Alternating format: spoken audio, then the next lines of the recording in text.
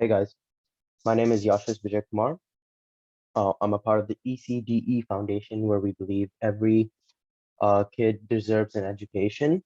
And today's episode will basically be just a rapid review to go over some of the important topics that have been covered in the past 5 to 6 weeks. All right. So some of the main topics that have been covered are elasticity, which basically measures the sensitivity of or responsiveness of a choice to change in an external factor, the price density of demand, um, which is price elasticity of demand, I beg your pardon, which measures the sensitivity of consumer quantity demanded for good X when the price of good X changes.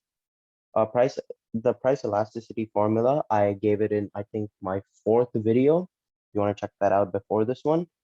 But that's basically ED equals the change in quantity D over the change in P. And if there's a negative, always absolute value, because percentage can always never be negative, right? Then let's go over price elasticity of demand, which is ED is greater than 1, or change in QD is greater than change in P. So consumers are price sensitive. Price inelastic demand, which is ED is less than 1, or the percent change in QD is less than the percent change in P. Consumers are not price sensitive.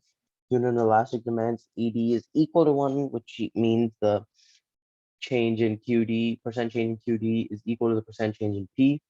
Perfectly inelastic, which is basically ED equals 0. So in this special case, the demand curve is vertical, and there is absolutely no response to a price change. Perfectly elastic, ED is a 0. So in this special case, the demand curve is horizontal, meaning consumers have an instantaneous and infinite response to a price change. Slope and elasticity. In general, the more vertical a goods demand curve, the more inelastic the demand of that for that good. The more horizontal a goods demand curve, the more elastic the demand for that good. Despite this generalization, be careful, as elasticities and slopes are not equivalent measures. And lastly, the determinants of elasticity. If a good has more readily available substitute, luxury versus necessities, it is likely that consumers are more price elastic for that good.